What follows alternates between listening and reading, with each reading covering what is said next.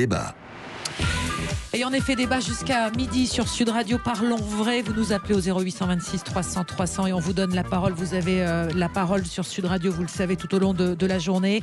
Avec aujourd'hui une actualité qui bouleverse un tout petit peu les programmes que l'on avait prévus. On devait revenir avec nos débatteurs ce matin essentiellement et uniquement sur le reconfinement annoncé par Emmanuel Macron hier soir. Mais priorité au direct avec la dernière info de cette matinée, cette attaque au couteau à Nice, et le bilan s'est alourdi à 3 morts.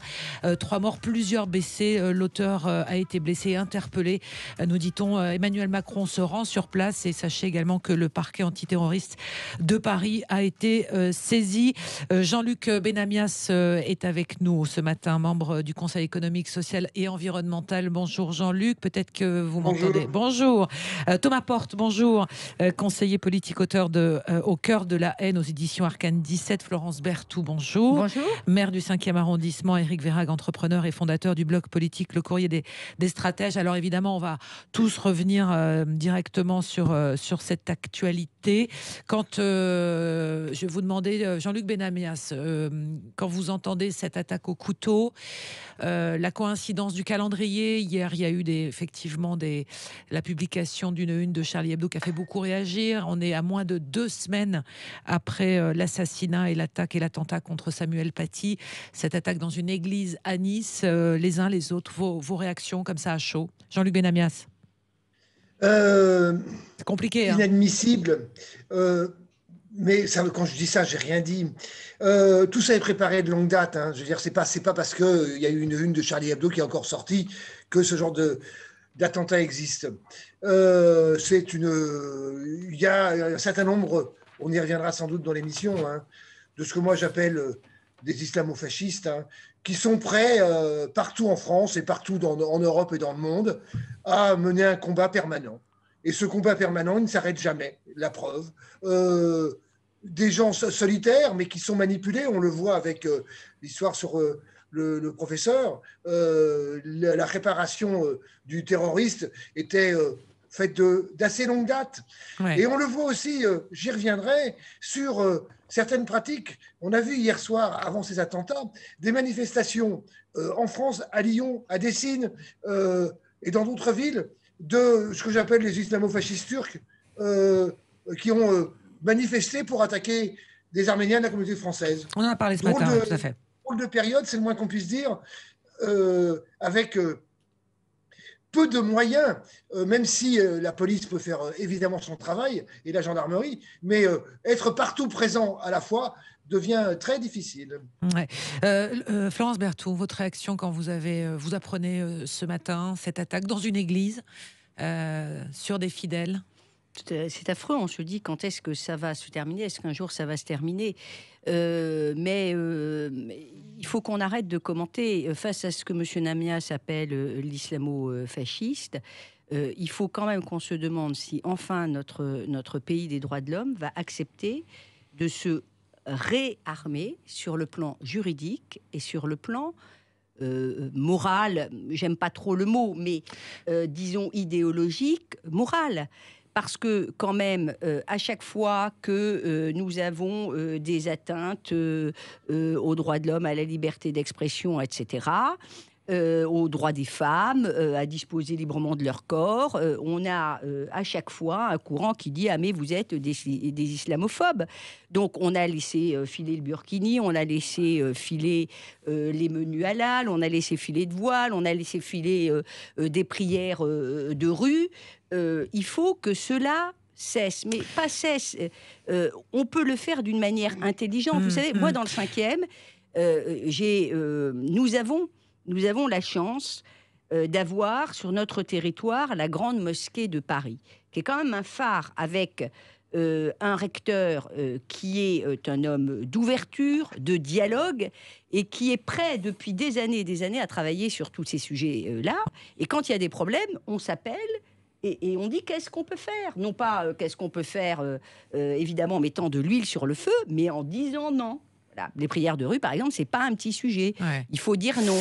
À chaque fois. Ne plus rien laisser passer. Il ne faut plus rien laisser passer.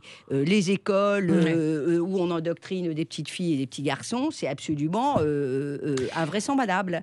Et puis l'armement juridique. Ouais. Fin du juridisme et réforme le cas échéant de la Constitution.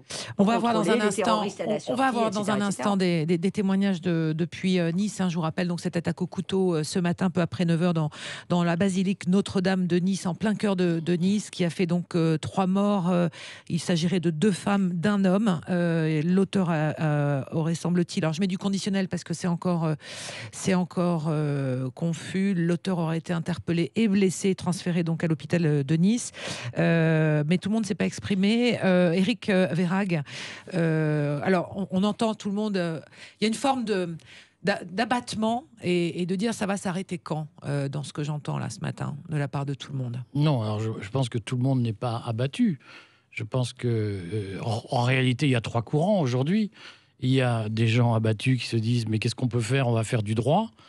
Il y a des gens qui expliquent que mais non, mais tout ça c'est du terrorisme, ça n'a rien à voir avec l'islam.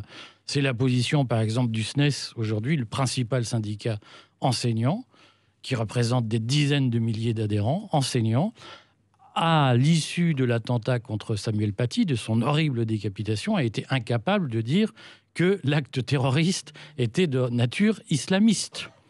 Parce qu'un certain nombre de syndicats de gauche ou d'extrême gauche, Sud en est un autre exemple, sont aujourd'hui très influencés, voire noyautés par les islamo-gauchistes. Et donc, il y a ce courant en France qui dit qu'il ne faut rien faire. Et puis, il y a ceux qui se disent depuis longtemps, mais en réalité, le sujet, c'est que l'islam est une religion qui ne distingue pas, comme le christianisme, les affaires temporelles et les affaires spirituelles. Dans l'islam, il y a fondamentalement l'idée que la religion doit organiser la société. Et que si nous n'entrons pas dans la théologie islamique, notamment en exigeant des modifications de fond dans le Coran, nous aurons systématiquement un problème qui est très largement agité, par exemple par Erdogan, qui s'appuie sur sa communauté. On va y revenir, ça. Pour envoyer des gens qui crient Allahu Akbar dans les rues et qui déstabilisent l'État. Thomas Portes, sur ces faits-là, enfin sur ce que l'on en sait, la réaction qui vous anime là ce matin. Quand on apprend ça, on est effectivement saisi d'effroi, puisque c'est, vous l'avez dit, ça vient 13 jours après l'assassinat de Samuel Paty, donc c'est des événements qui sont horribles et on a une pensée pour les familles des victimes et toute la communauté catholique, mais je crois qu'il faut pas souffler sur des braises qui sont déjà ardentes et moi je suis en désaccord avec ce qui vient d'être dit. C'est aujourd'hui, il y a un problème avec l'islam politique dans ce pays, mais la très grande majorité des musulmans exercent leur religion dans le cadre privé avec des respects des valeurs de la République et il n'y a pas de problème avec ça. Donc il faut avoir des réponses concrètes. Et tout à l'heure, vous avez évoqué la question des écoles. Mais moi je suis tout à fait favorable à ce qu'on arrête de financer les écoles privées et que l'ensemble des écoles soient dans le giron de la République pour inculquer d'autres valeurs. C'est aussi ça les problèmes de fond qu'il faut traiter. On a des réponses à apporter et je crois qu'aujourd'hui elles sont pas à la hauteur et Jean-Michel Blanquer qui se fait le chantre je vous ai pas coupé donc laissez-moi terminer de défendre les valeurs laïques. Jean-Michel Blanquer qui se fait le défenseur de la laïcité, si on étudie son passé, c'est quelqu'un qui a financé des écoles privées, qui a mis des pressions sur des personnes en responsabilité dans la fonction publique de l'éducation nationale pour aller plus loin dans ce financement-là. Donc aujourd'hui, il faut que chacun regarde ses responsabilités. Alors, si vous le voulez bien, on va marquer une courte pause. On va faire le point avec le journal de 11h dans un instant. On va revenir évidemment sur ce qui s'est passé. Eh bien, vous aurez la parole dès qu'on va revenir et on ira à Nice aussi. Tous fonctionnaires et ça ira mieux. Faut pas tout confondre. Alors, il y en a qui sont sous contrat, qui respectent. Il faut pas mettre dans le même panier quand même. Non, c'est très grave ce que j'ai entendu. Parce que vous voyez, j'étais d'accord évidemment avec ce que vous avez dit au début, mais mettre dans le même panier des écoles catholiques ou autres qui depuis des décennies respectent la loi de la République, c'est-à-dire que les programmes, les programmes de la République. Contrôlés par l'État, de la République. Les livres d'histoire, ce sont les livres qui ont été validés par le ministère. C'est pour ça d'ailleurs que Emmanuel Macron veut s'attaquer, effectivement. Mettre ça dans le même panier, je trouve encore plus dangereux. Choisissez votre camp, Florence. Ça n'a rien à voir. Allez, on marque une pause parce que sinon on va être débordé par la publicité. On se retrouve dans un instant et l'info de 11h arrive et on continue ce débat et on vous attend également au 0826 300 300 si vous voulez intervenir, notamment sur cette attaque au couteau à Nice. Je vous rappelle le bilan qui a fait 3 morts et plusieurs blessés ce matin. On parle ce matin, l'actualité s'impose à nous, c'est cette attaque au couteau à Nice, on vient d'en parler dans l'info. Le bilan est de 3 morts, une enquête, le parquet antiterroriste a été saisi, voilà, avec plusieurs blessés également, et Emmanuel Macron qui va se rendre sur place dans la matinée. On en était à parler des réactions des uns et des autres et du sentiment d'abattement. Donc il y avait une mise au point entre vous, Florence, et ce que disait Thomas Portes sur est-ce qu'on peut désigner des responsables clairement définis? C'est compliqué aujourd'hui de l'affirmer, mais vous ne vouliez pas qu'on mette l'enseignement catholique. Enfin, écoutez, il y a ceux qui respectent les lois de la République, d'ailleurs. Mettez-vous près du micro, Florence. Il y a ceux qui respectent les lois de la République. Et puis il y a ceux qui les respectent pas.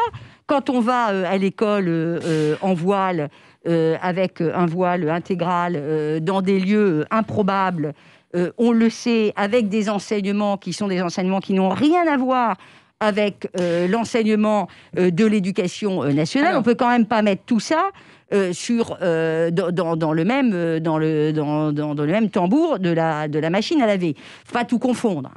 Il y a un cadre, donc il faut qu'on ait un cadre pour tout. Il y a aujourd'hui un cadre qui est respecté ou ne l'est pas, d'ailleurs, quelles que soient les confessions. Il s'avère aujourd'hui que, très clairement, il y a, oui, une forme de noyautage, c'est d'ailleurs pas une forme, un noyautage de parties de l'éducation par le courant islamiste et les salafistes. Voilà. On ferme, c'est tout. C'est pas non plus.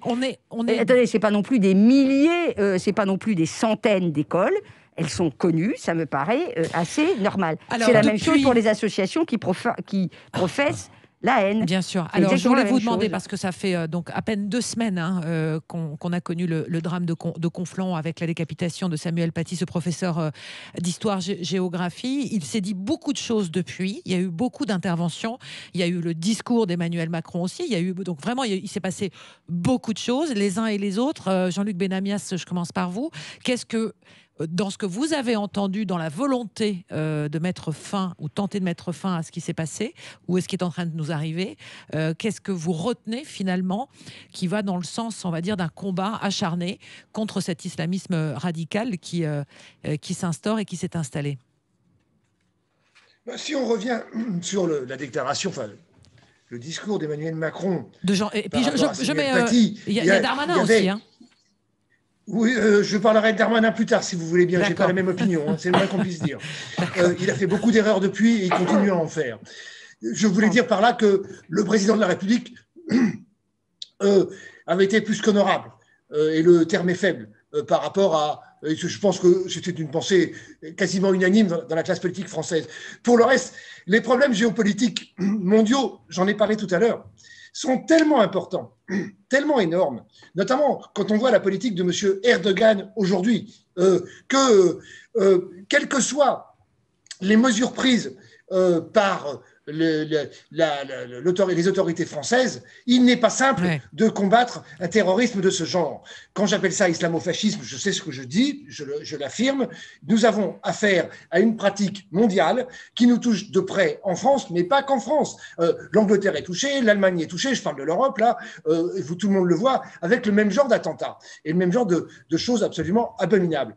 Voilà. Pour le reste, je ne mélange pas tout je vois, moi, je m'excuse, les attaques continuelles contre le syndicalisme français me paraissent totalement hors de propos.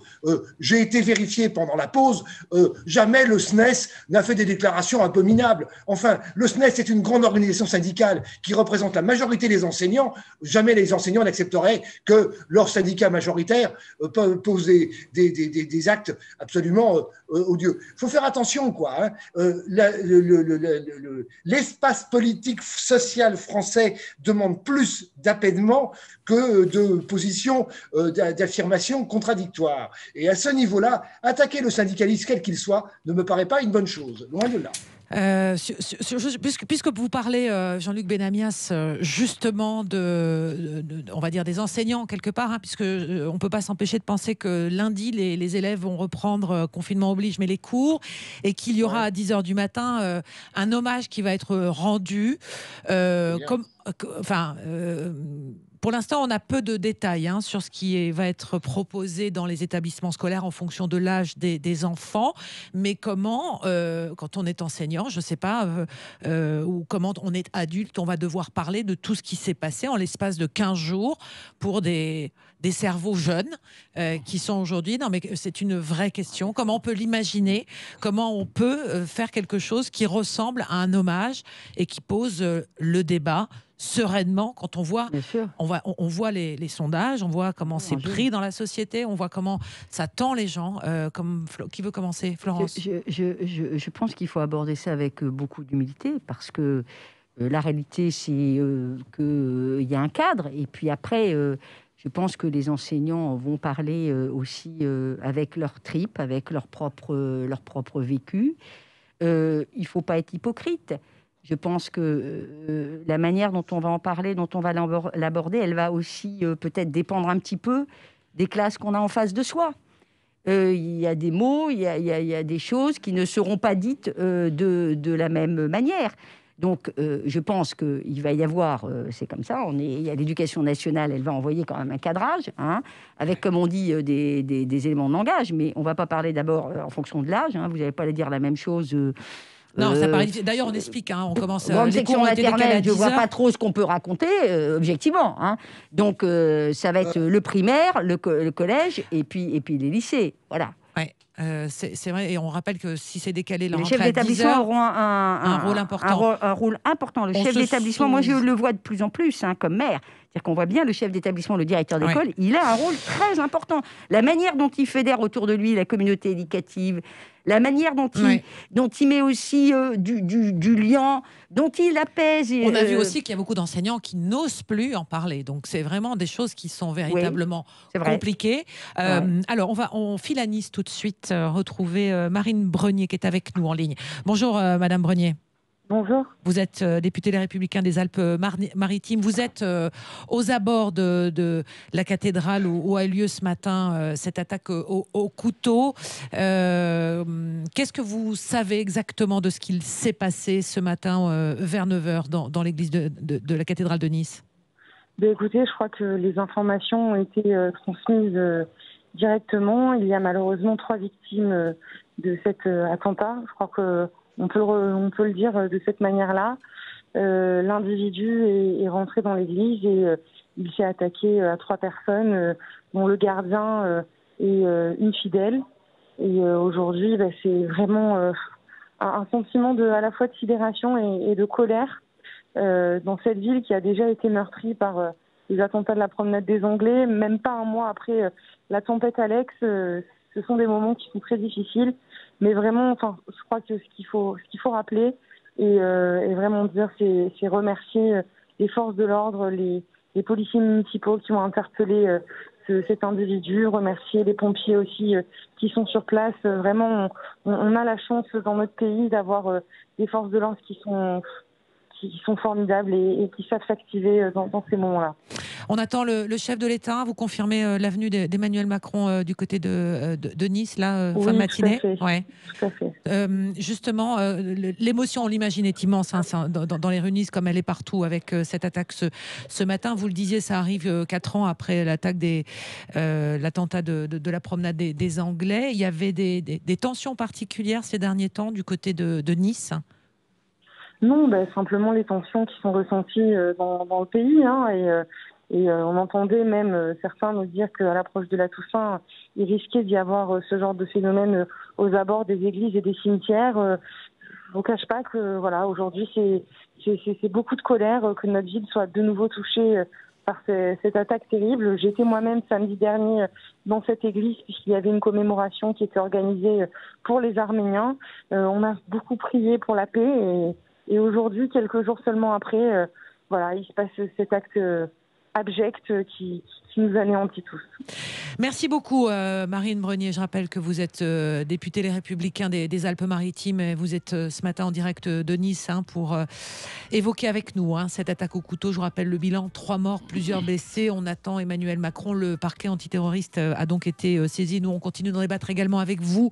Si vous souhaitez réagir, 0826 300 300 ce matin sur Sud Radio. On continue d'en parler tous ensemble jusqu'à midi. À tout de suite.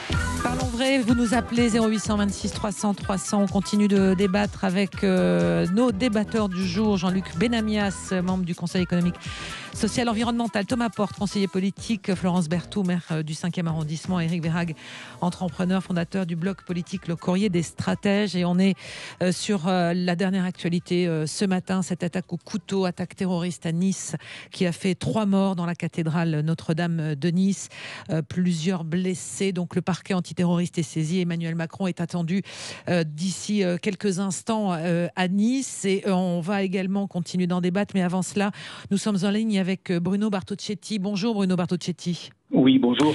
Responsable unité SGP Police FO de la zone sud. Que savez-vous, Bruno Bartocchetti, de ce qu'il s'est passé donc peu après 9h dans la cathédrale Notre-Dame de Nice ?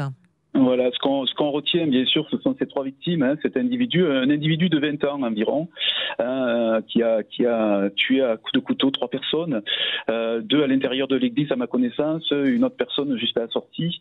Et il a été neutralisé très rapidement par les policiers municipaux, les policiers nationaux également, qui sont intervenus très très rapidement sur les lieux. Sinon, il aurait pu commettre d'autres actes aussi violents. Voilà, ce qu'on peut retenir. Bon, bien sûr.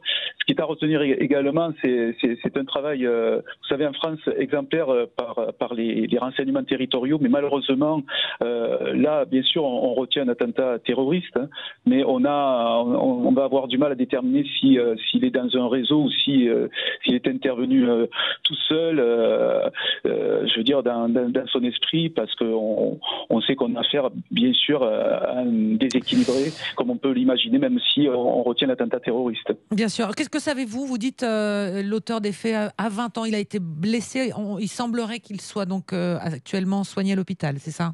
Oui, c'est bien ça, il est entre la vie et la mort. Je crains que malheureusement, même si on arrivait à le sauver, je crains que ce sera quand même assez difficile pour peut-être avoir des informations sur comment dirais-je, sur les personnes qui peuvent être derrière lui dans le cadre de cet attentat, s'il y a des personnes derrière lui.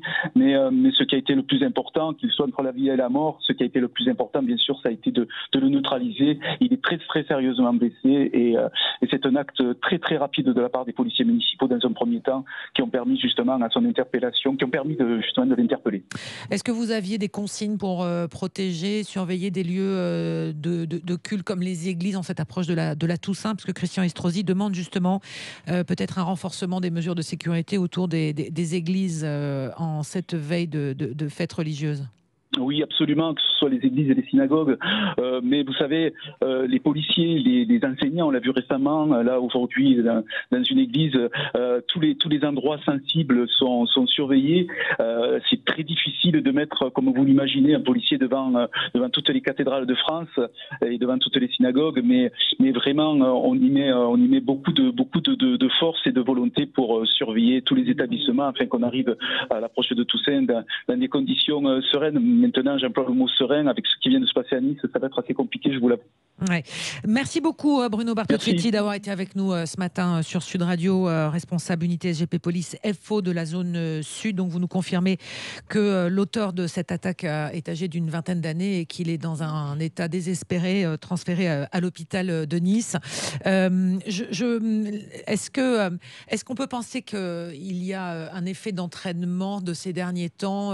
Alors, je vous vois dire non, Jean-Luc Benamias, de la tête de derniers événements. Et parce que, excusez-moi, j'ai pris la parole un peu beaucoup, mais vais aller vite. On ne peut pas dire que ça soit l'affaire de déséquilibré. Ça n'est plus crédible. Ça n'est plus possible. C'est une préparation de longue date, je le répète. Mais bien sûr, vous avez raison. Excusez-moi. Là-dessus, Éric Verhaeghe, est-ce que... Oui, moi, on n'est pas dans... Il faut qu'il y ait une instruction judiciaire et qu'on approfondisse ça. Mais la théorie des loups solitaires, c'est évidemment du baratin. En réalité, il y a des réseaux. Depuis Mera, on dit ça. Depuis Mera, on ressort régulièrement chaque fois qu'il y a un axe. Ah non, mais c'est un désaxé. Voilà. Ouais. Est-ce que les choses ne sont pas un peu en train de changer là-dessus? Ouais. Moi, je pense qu'aujourd'hui, on a un sujet plausible, qui est que le président Erdogan organise des filières terroristes, ou en tout cas, d'une façon ou d'une autre, les nourrit, les abrite, les protège. Et je suis convaincu qu'il y a un signal qui a été donné, mais la Ligue islamique mondiale a appelé au boycott des produits français. Donc aujourd'hui, on ne peut pas ignorer, si vous voulez, que les pouvoirs politiques musulmans qu'il y a une menace sur la France. Appellent d'une façon ou d'une autre à une déstabilisation avec des intérêts pratiques concrets. Ouais, alors, Thomas Porte, on ne vous a pas trop entendu, mais je vous donne la parole. Est-ce qu'il faut renforcer la sécurité dans les prochaines heures, les prochains jours? Est-ce que c'est un signal à donner? Est-ce que la pression sur la France aujourd'hui s'accentue particulièrement? Qu'est-ce que vous en dites? Moi, je crois que la pression sur la France, elle a toujours été extrêmement forte. Et effectivement, il a été pointé du doigt ici ce qu'a dit le président Erdogan. Et c'est particulièrement préoccupant, et notamment la réaction de son vice-ministre de la Culture, je crois, hier, qui a tweeté sur la ligne de Charlie Hebdo, où il a insulté les journalistes. Donc c'est quand même des propos qui sont extrêmement inquiétants. Je crois qu'il faut vous me prendrez par un défaut là-dessus, il faut une réponse extrêmement ferme à ces actes-là et à tout ce qui peut entraîner ces actes-là et à tout ce qui met en danger les valeurs de la République. J'ai aucun souci là-dessus, mais je crois qu'on a aussi besoin dans ces moments-là de sortir avec des paroles aussi d'apaisement et de ne pas s'ouvrir sur les braises. Parce qu'il y a quand même des événements qui se sont passés dans le pays. On a vu à Bordeaux la mosquée qui a été victime de tags. On a vu à d'autres endroits du territoire des mosquées qui ont été dégradées. Donc il faut faire attention. Les responsables politiques, ils ont le poids d'une parole publique qu'ils portent et ne pas souffler sur des braises dans un moment qui est très incandescent. Mais il faut une réponse de fermeté pour ne plus laisser passer ça. Ça, c'est une réalité et je crois qu'on l'a toujours dit, y compris dans le mouvement progressiste. On n'a pas de souci là-dessus, mais il faut aussi rappeler les responsabilités. Je termine là-dessus. Vous avez parlé d'Erdogan, mais qui a négocié à l'époque en Europe des accords pour arrêter les flux migratoires et donner de l'argent à la Turquie pour qu'elle accepte de garder sur son territoire des migrants et à fermer les yeux sur tout ce qui se passait à côté? C'est l'Union européenne. Donc il faut arrêter aussi de commercer, de passer des accords avec tous ces pays-là qui promeuvent une idéologie qui est extrêmement dangereuse. Et on voit Manuel Valls qui se fait le chantre de la laïcité, mais on peut regarder les accords commerciaux qui ont été passés avec les pays quand il était dans le gouvernement. Donc il faut aussi mesurer le contexte international et la politique internationale. Et la géopolitique, elle entre fortement dans ce qui se passe aujourd'hui. Est-ce que c'est juste un problème de laïcité, Florence Porte, là, où on dépasse maintenant avec les derniers... Une synthèse tout à fait révélatrice. C'est une synthèse assez réussie.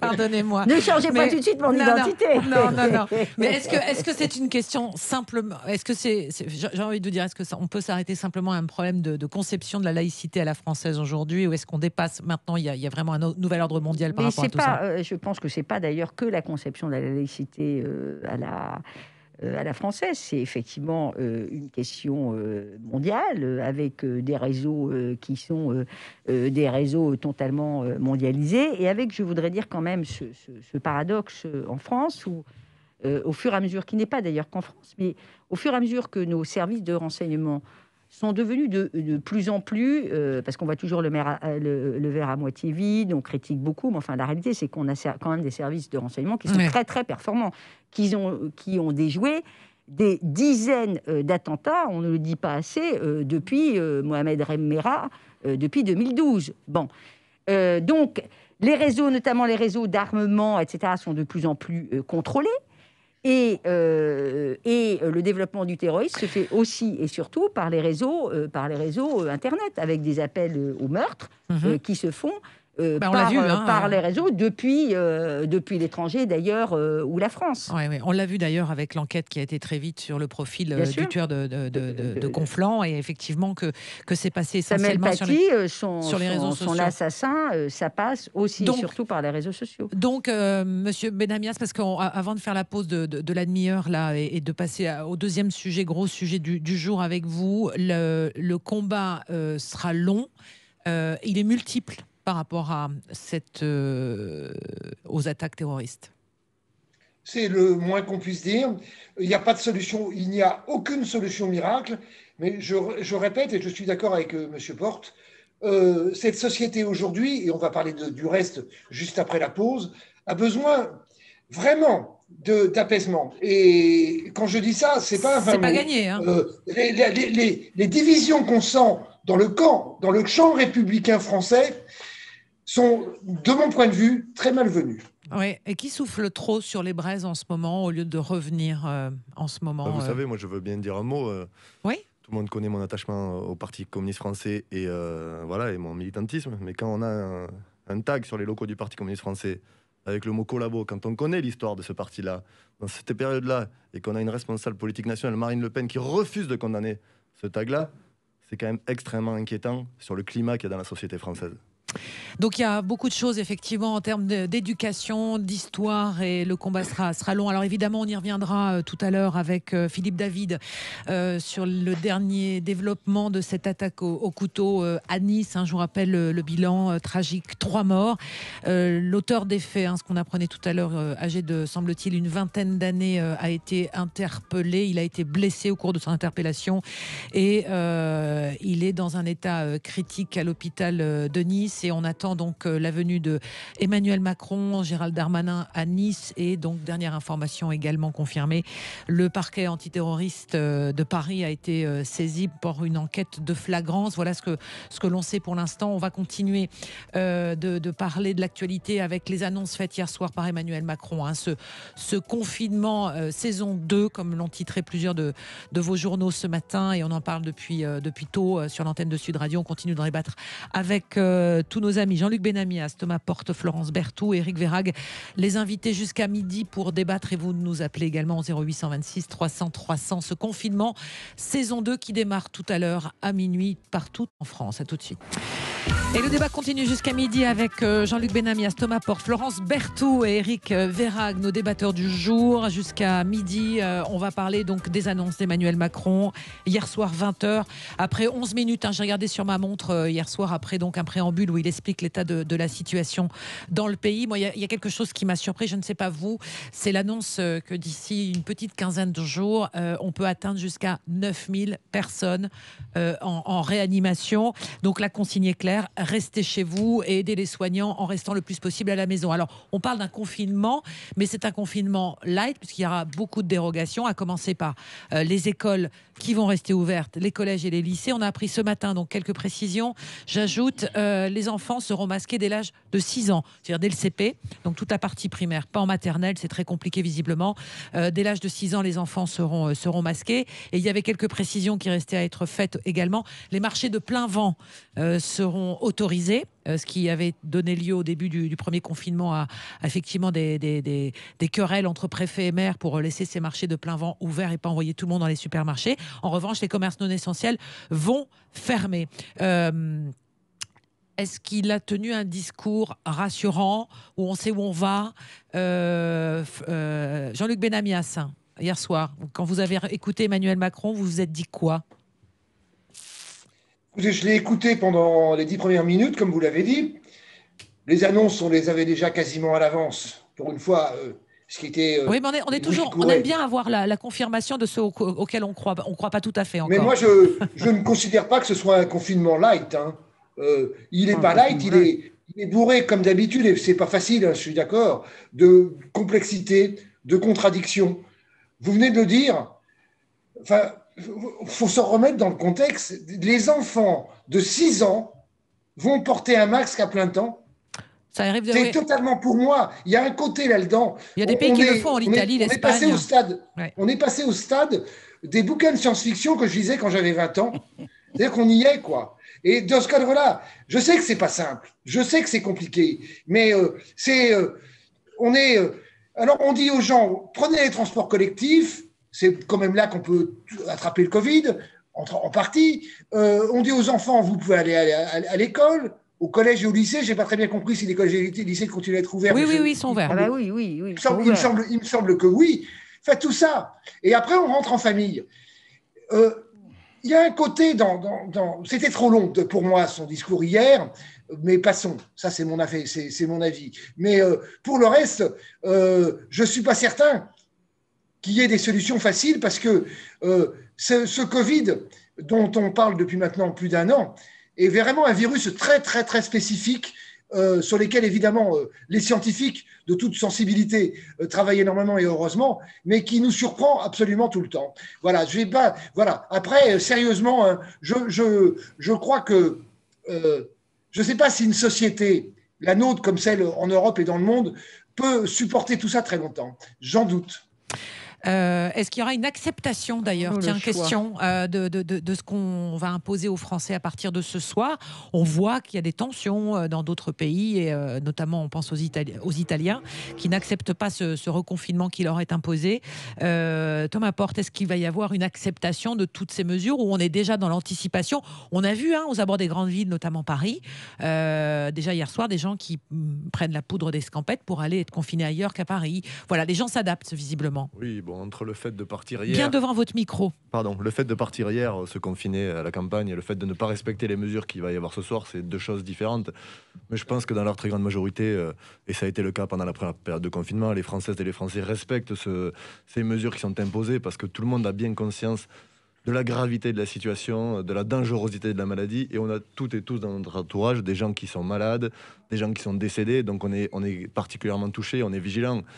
Maintenant, je rejoins ce qu'a dit M. Benamia, c'est extrêmement difficile d'avoir un plan qui rassure et qui mette des mesures de façon cohérente, puisqu'on avance petit à petit, mais il y a quand même des choses moi, qui m'alertent, et je veux vraiment attirer l'attention sur la question des transports publics. Ça fait depuis des semaines qu'on dit mettez en place un plan de transport adapté, c'est-à-dire concerter les entreprises avec des horaires décalés pour permettre aux salariés qui sont obligés d'aller travailler de ne pas s'amasser dans des rames. Prenez les transports tous les soirs et tous les matins. Vous êtes complètement serré dans les rames de métro, donc c'est quand même extrêmement préoccupant. Alors ils disent que dans les transports en commun, dans les masques, on ne se parle pas. Parce que M. Djebari dit circuler, il n'y a rien à voir. C'est ce qui est annoncé. Mais c'est la situation des transports est extrêmement préoccupante. C'est parce que c'est encore une fois les salariés les plus précaires qui vont devoir aller travailler. On va revenir dans ce qu'on a connu pendant le premier confinement. Ah, c'est les premiers de cordée, là. Voilà, les caissières, les livreurs et tout ça. Donc on va leur imposer d'être dans des transports qui sont bondés, d'aller en plus travailler pendant cette période-là. Donc il faut prendre le maximum de mesures. Je crois que c'est pas sérieux. Et le ministre des Transports, je lui lance un appel. Je l'ai interpellé plusieurs fois. Il nous a répondu sur les réseaux qu'il n'y avait rien à voir. Non, il faut un grand plan de transport adapté qui permette aux gens de circuler dans des conditions de sécurité maximales. Éric Verhaeghe, notre économie sera-t-elle à genoux à la sortie de ce confinement saison 2 ? C'est-à-dire la question, c'est quand sera la fin du confinement ? Écoutez, on entend tout. 4 semaines, 6 semaines, et il y en a qui parlent même de 8 à 12 semaines. Alors, moi, je pense que le confinement durera beaucoup plus longtemps que ça. Pour une raison simple, c'est que personne aujourd'hui n'a prouvé que c'était grâce au confinement qu'on avait arrêté la propagation du virus au mois de mai. Et qu'en réalité, aujourd'hui, scientifiquement, on n'est pas capable de dire que cette mesure va suffire à arrêter l'épidémie.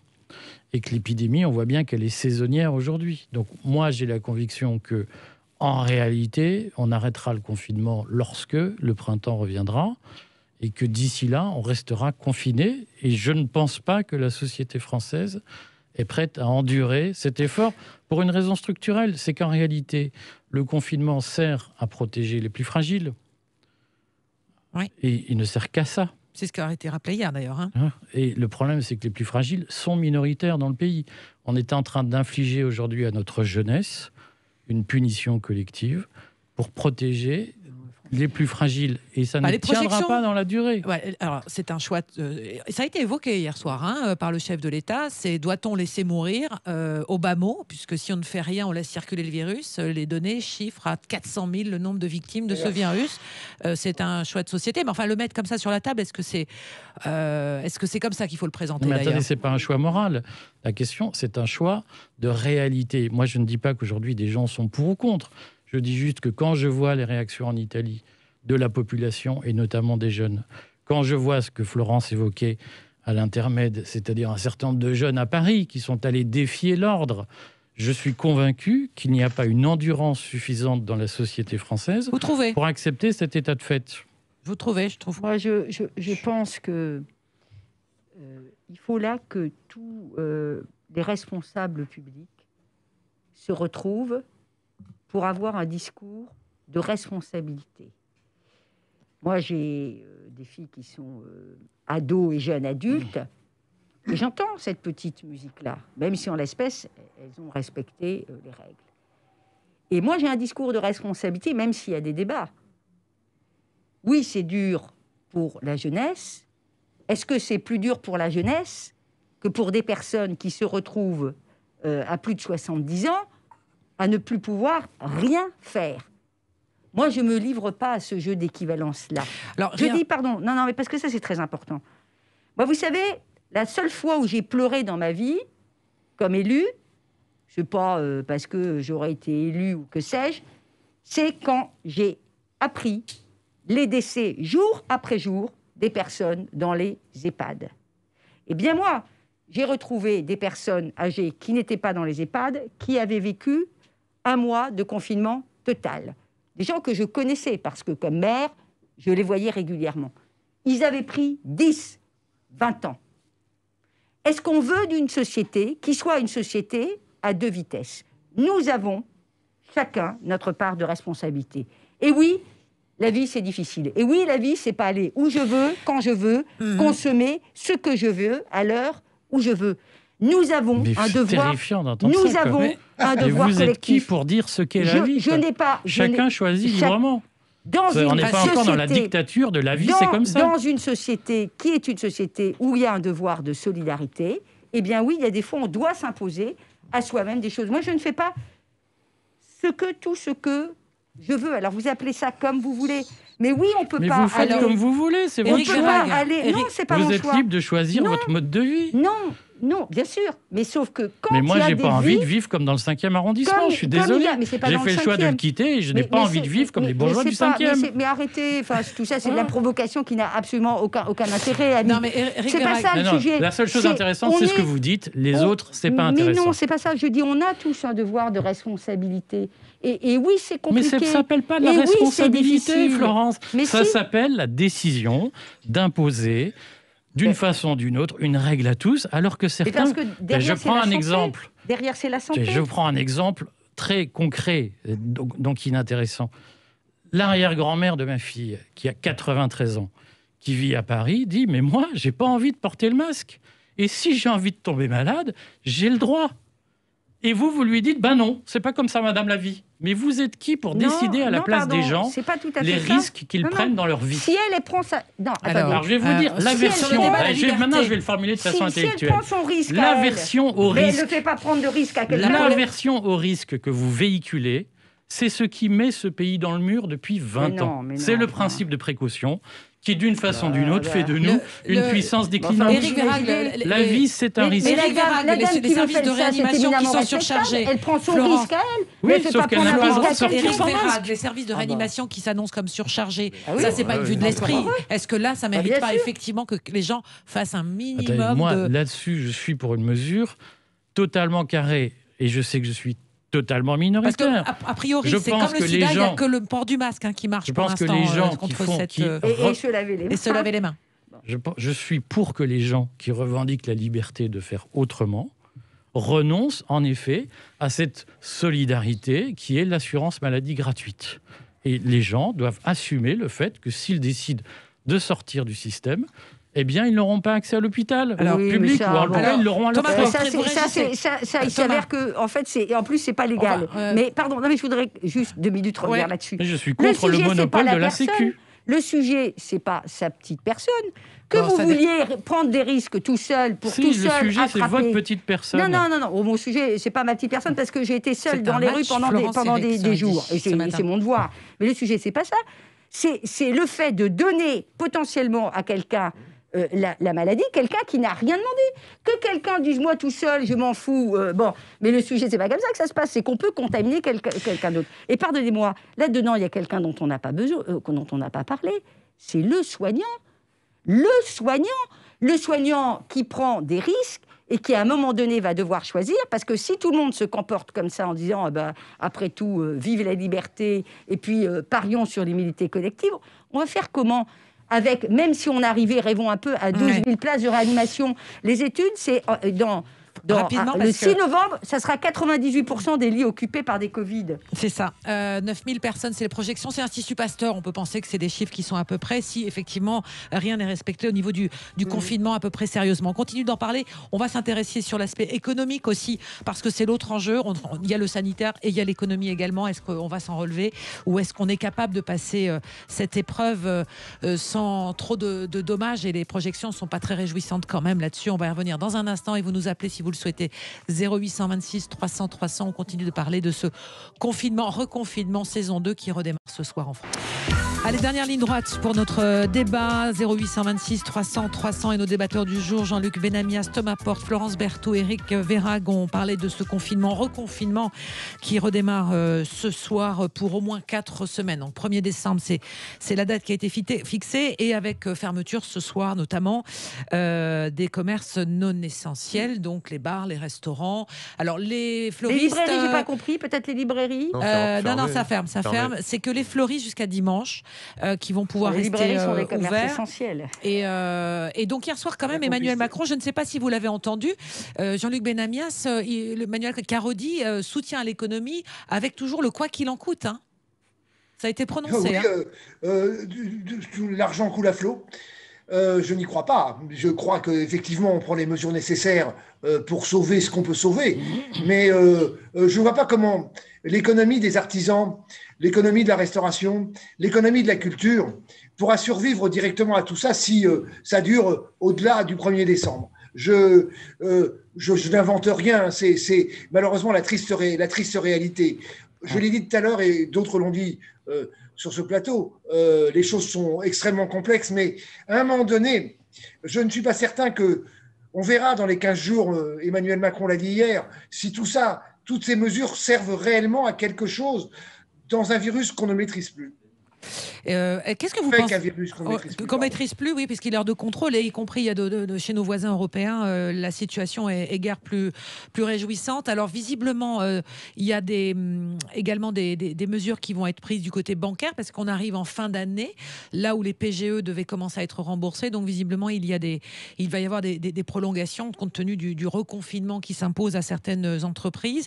Le télétravail va être la règle, le présentiel va être l'exception. C'est ce qu'on peut comprendre, et les lieux qui reçoivent du public seront en sachant que les services publics vont rester ouverts. Donc est-ce que toutes ces mesures, ces dérogations qui vont être prises, est-ce que c'est lisible selon vous, vous trouvez? Thomas Porte. Je pense que c'est extrêmement complexe. Il y a eu beaucoup de mesures qui ont été annoncées et on a effectivement du mal à... On va ressortir des protocoles sanitaires d'ici lundi partout. Oui, hein. Je pense qu'il l'état d'urgence sanitaire va venir enclencher tout ça. Donc on attend ce soir la conférence de presse du Premier ministre qui va notamment donner des précisions sur ce qui va être ouvert, pas ouvert, les autorisations, les dérogations. C'est extrêmement abstrait, mais effectivement, les questions économiques sont particulièrement inquiétantes puisqu'on a les restaurateurs, les entrepreneurs, les artisans, le monde de la culture. Les indépendants. Hein. On parlait tout à l'heure des librairies. Je ne vois pas comment aujourd'hui ces personnes-là vont pouvoir se relever de cette situation-là qui est particulièrement inquiétante. Et effectivement, l'État... Mais on pourra toujours aller acheter des livres en supermarché. Oui, c'est ce qui est... Oui, et dans Amazon, malheureusement. Oui. Donc voilà, il y a aussi le 2 poids 2 mesures, parce que vous avez parlé tout à l'heure, le quoi qu'il en coûte. Moi, je fais une parenthèse, parce qu'il y a quand même la question de la santé, où le prisme économique rentre dedans. Au mois de mai, Olivier Véran avait dit qu'il faudra sortir du dogme de la fermeture de lits. Et on a vu que des lits continuent à être fermés pendant l'entre-période de confinement. Donc c'est aussi ça la réalité de ce gouvernement. Il y a des paroles et les actes qui sont en contradiction avec ce qui est dit, c'est extrêmement inquiétant. Et j'ai bien peur que les sous-traitants des grandes entreprises qui ont déjà payé un très lourd tribut pendant cette période-là soient encore victimes de ça. On voit à Toulouse ce qui s'est passé avec Airbus, la fermeture des sous-traitants en cascade. Il faudra regarder l'argent public. 45 000 emplois déjà. Il faudra regarder l'argent public, à qui il est donné. Il faudra le conditionner, parce que ça, on n'en parle pas, mais il faudra remettre ça sur la table pour ne pas avoir des grands groupes qui touchent de l'argent public et qui licencient derrière. Donc il faut prendre des mesures drastiques et regarder à qui on donne, comment on exerce le pouvoir sur l'argent public. C'est très important. Il y a des métiers qui vont disparaître. Moi, je voulais avoir votre avis aussi. On estime à 1 à 2 millions de personnes qui vont devoir changer complètement de métier. Est-ce que la formation professionnelle à la française va fonctionner et fonctionne déjà bien pour permettre d'orienter les gens vers des secteurs où on aura du travail à leur donner? Éric Verhaeghe. En fait, je crains que la question ne se pose pas directement comme ça. C'est-à-dire que le premier sujet, c'est que les gens, pour être concrets, parce que le problème de l'économie, c'est que c'est concret. Les gens vont faire leurs courses de Noël sur Amazon. Ah, ça c'est clair. Et donc, enfin, Amazon sur Internet les en général. petits commerçants français qui ont fait le choix de réouvrir au mois de mai et qui perdent de l'argent depuis qu'ils ont réouvert parce qu'ils n'ont pas retrouvé le chiffre d'affaires qui leur permet de tenir, vont être complètement coulés. Et aujourd'hui, la mesure de confinement qui est prise, elle favorise de fait les grands acteurs américains de la vente en ligne. Donc il faut être clair sur le fait que le confinement, c'est une mesure qui est à rebours du Made in France et qui, au contraire, est une mesure favorable aux géants de l'Internet. Et que le problème ne va pas être de convertir les salariés qui vont voir leur métier disparaître. Le problème, ça va être de leur trouver un job une fois qu'ils seront formés. Parce que former les gens pour leur dire « c'est vachement bien, tu as un diplôme, mais la situation économique est telle que de toute façon, il n'y a plus assez d'emplois pour tout le monde », ça va être un problème de fond. Et là-dessus, malheureusement, en effet, il n'y a pas de débat. Ce que Florence Berthoud appelait tout à l'heure la responsabilité, ce qu'elle prétend être de la responsabilité, c'est en effet organiser un désastre économique. C'est-à-dire qu'aujourd'hui, la position de « il faut confiner » et tout, c'est organiser la paupérisation durable de la société française. Et cette paupérisation, nous n'avons pas aujourd'hui de moyens de l'éviter, en dehors d'empêcher le confinement. Et ce sujet-là n'est évidemment pas traité. Florence Berthoud, en tant que maire du 5e arrondissement de Paris, que les marchés de plein vent restent ouverts, c'est une bonne solution. Je l'ai toujours demandé. Je ne comprenais pas qu'ils aient été fermés. Plus près du micro, Florence. Qu'ils aient été fermés. Ouais. La réalité, c'est qu'il fallait évidemment qu'on les garde ouverts en faisant des mesures de distanciation physique, comme on dit, qui soient appropriées. Bon. Et on a toujours tendance, par contre, en France, à donner la mesure et puis pas l'accompagnement. Donc, on a mis la charrue avant les bœufs. Il fallait dire comment on peut faire en sorte que les gens ne prennent pas de risques ou prennent des risques très mineurs en allant sur les marchés. Et c'est ce qui a été fait. Mais moi, j'ai anticipé déjà en demandant à ce qu'un de mes marchés, déjà, on commence à réfléchir pour mettre des marchés en quinconce. Enfin, il y a des choses qu'on sait faire avec un peu de bon sens, de grâce, avec un petit peu de bon sens. Mais on voit bien que là, on est en train de s'affronter finalement. Enfin, c'est un débat, bien sûr, le principe mais de réalité. Sur des principes, mais où on n'est pas d'accord. Et c'est vrai qu'il faut, on n'est pas d'accord parce que il y a deux principes qui s'affrontent. Mais d'ailleurs, dans le débat politique, on le voit bien. C'est-à-dire ceux qui disent, dont je fais partie, et peut-être que j'ai totalement tort sur le plan économique, mais la santé prime avant tout, et je refuse sur le plan moral, moi, que la liberté puisse aboutir de près ou de loin à trier ceux qui sont en bonne santé, en mauvaise santé, ceux qui ont accès au lit de réa, etc. Et puis le reste. Mais là où je suis d'accord, c'est que oui, c'est vrai, là je suis d'accord, le confinement est un désastre économique. C'est une réalité. 200 milliards d'euros de déficit, 3 points de PIB pour le premier confinement. On rappelle les projections faites notamment par les grands organismes, les grandes ONG humanitaires qui annoncent entre 1 et 2 millions de pauvres en plus à la fin de l'épisode de confinement. C'est un vrai défi. L'accès à l'alimentation, c'est un énorme défi. Si vous le voyez bien, on va changer complètement de sujet. On va revenir au premier sujet rapidement avant de conclure cette émission sur cette attaque au couteau à Nice, qui a fait ce matin, je vous le rappelle, 3 morts, et on est en ligne avec le porte-parole de la conférence des évêques de France, Vincent Némon. Bonjour. Bonjour. J'imagine l'immense émotion qui est celle de toute la communauté catholique après cette attaque dans cette église, dans cette cathédrale de Nice. Oui, l'immense émotion, l'immense tristesse, le souvenir douloureux récent de l'assassinat de Samuel Paty, et puis celui plus vif encore, si on peut dire, pour les catholiques, de l'assassinat du Père Hamel. Du Père Hamel. Saint-Étienne-du-Rouvray en 2016, oui. Exactement, donc une grande tristesse, beaucoup d'émotions. Et puis, vous savez, sans doute aussi que ces meurtres visent plus que les catholiques, mais tout le pays. Nous sommes bien conscients, et la menace actuelle qui vise les chrétiens vise aussi tout le modèle occidental que nous représentons, et ces meurtres, on le voit bien, vont par-delà la communauté catholique elle-même. Alors, nous pensons d'abord à ces personnes qui sont mortes, à celles qui sont blessées. Nous pensons, et pour ceux qui ont la foi, nous prions pour leurs familles, leurs proches. Et puis nous disons que malgré cette douleur, il faut pas céder à la peur. C'est pas facile à dire parce qu'on peut comprendre que La peur maintenant traverse le cœur de tous les Français et de particulièrement les chrétiens, mais qu'il faut qu'on reste debout, et j'ai envie de dire debout dans nos églises ouvertes. Parce que on le voit bien, la fraternité, vous savez, cette partie de la devise républicaine que parfois on oublie un peu, eh bien, elle se vit aussi dans les églises, elle se vit aussi chez les croyants, et je pense que tout le monde, croyant ou incroyant, peut comprendre que aujourd'hui nous sommes face à un défi de fraternité qui sera sans doute, avec la lutte contre la gangrène qu'est le terrorisme, la clé pour que nous fassions face. Merci beaucoup pour cette réaction, hein, Vincent Némon, porte-parole de la conférence des évêques de France. Et j'ajoute pour conclure que l'on a appris également ce matin qu'à Avignon, il y avait également eu une attaque au couteau contre des policiers et que l'auteur de cette attaque au couteau a été abattu. C'était peu après 11h15 ce matin, sans doute un effet d'entraînement. Enfin, en tous les cas, tout ça méritera d'être éclairci par l'enquête qui est ouverte à Nice, mais également du côté d'Avignon. Merci à vous quatre. Jean-Luc Benamias, Thomas Porte, Florence Berthoud, Éric Verhaeghe pour votre débat du matin, un peu bousculé par l'actualité malheureusement liée à cette attaque ce matin du côté de Nice. On se retrouve demain dès 10h d'abord avec les médias et Valérie Expert, et puis 10h45 et on continue d'évoquer c'est cette actualité très dense encore aujourd'hui, dans un instant après les infos avec Philippe David qui remplace André Berkoff aujourd'hui. Très belle journée, très bon appétit et nous on se retrouve demain matin.